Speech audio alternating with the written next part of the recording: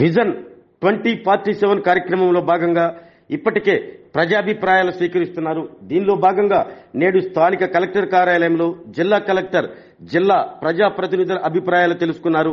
2047లో భాగంగా యువతకు ఉద్యోగాల కల్పన, నూతన ప్రాజెక్టులు, ఆక్వా, వ్యవసాయ రంగాల అభివృద్ధి, అలాగే గ్రానైట్ ఇలా జిల్లా అభివృద్ధికి సంబంధించినటువంటి పలు అంశాలపై ప్రజాప్రతినిధుల అభిప్రాయాలు తీసుకున్న కలెక్టర్ తమీం అన్సారియా ఈ కార్యక్రమంలో మంత్రి డోలా బాలవీరాంజనేయ స్వామి, ఎంపీ మాగుంట శ్రీనివాసరెడ్డితో పాటు ఎమ్మెల్యేలు దామచర్ల జనార్దన్, ముక్కు ఉగ్ర నరసింహారెడ్డి, ముత్తమల అశోక్ రెడ్డి, కందుల నారాయణ రెడ్డితో పాటు పలు శాఖల అధికారులు పాల్గొన్నారు.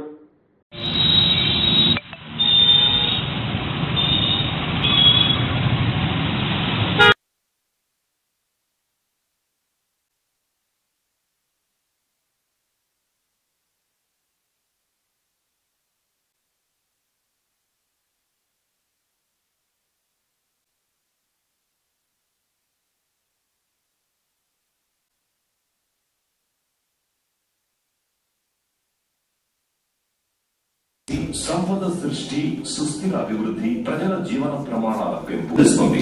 పరిశ్రమల అవసరాలకు అనుగుణంగా రాష్ట్ర యువతలో నైపుణ్యాలు పెంచి విప్లవాత్మక మార్పులతో పాటు వినూత్న ఆవిష్కరణలకు శ్రీ ఫుడ్ ప్రాసెసింగ్, హార్డ్వేర్ సంస్థలు నెలకొల్పాలని భావిస్తోంది. గ్రామ స్థాయి నుంచి రాష్ట్ర, జాతీయ రహదారుల వరకు రోడ్ల వ్యవస్థను పటిష్టం చేసి పోర్టులకు విస్తృత మార్కెటింగ్ సదుపాయం, విద్యా వైద్య వ్యవస్థల ప్రక్ష నిర్మాణ యజ్ఞంలో ప్రతి ఒక్కరూ భాగస్వాములు కావాలని కోరుతున్నాం. ప్రజలు తమ విలువైన సలహాలు, సూచనలు, అభిప్రాయాలు తెలపాలని కోరుతున్నాం. కేజీలు పర్ హెక్టేర్ తీసుకురావడం, అదేవిధంగా మనకి ఈ ఇంక్రీజ్ వచ్చేటట్టుగా ప్లాన్ చేసుకున్నాము.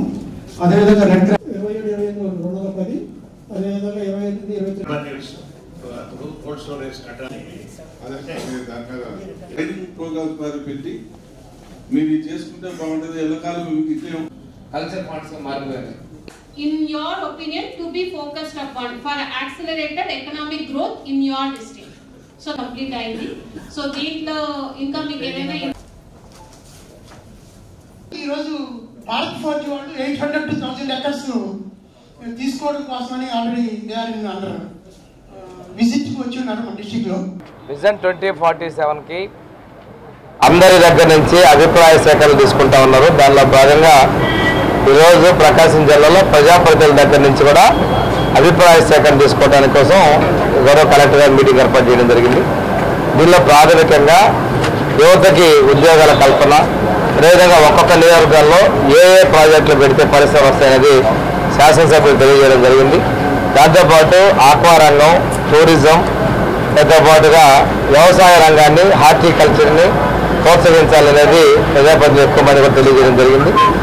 దీంట్లో మనకు ఉన్నటువంటి గ్రానైట్ వనరులు కావచ్చు, సముద్ర తీర ప్రాంతం కావచ్చు, కొత్తగా వచ్చే పరిశ్రమల ద్వారా శిక్షణ ఇవ్వడం ద్వారా, అదేవిధంగా గత ప్రభుత్వంలో మంజూరైనటువంటి ప్రాజెక్ట్స్ ట్రిపుల్ లాంటివి కానీ, అదేవిధంగా గతంలో మంజూరై వెళ్ళిపోయినటువంటి పేపర్ మిల్స్ లాంటి వాటిని తీసుకొచ్చే విధంగా కృషి చేయాలని చెప్పడం కానీ, ఇవన్నీ కూడా మన శాసనసభ్యులు, అదేవిధంగా పార్లమెంట్ సభ్యుల నుంచి కూడా మనం తీసుకోవడం అభిప్రాయపడ్డారు.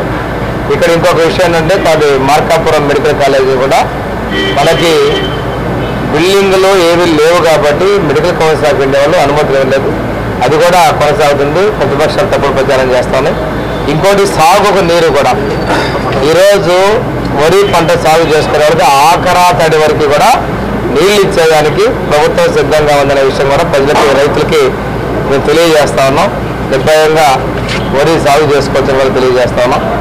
ఈరోజు మనం ప్రకాశం జిల్లాని 2047 విజన్లో అభివృద్ధి పరంగా చర్చించడం జరిగిందనే విషయం తెలియజేస్తున్నాం.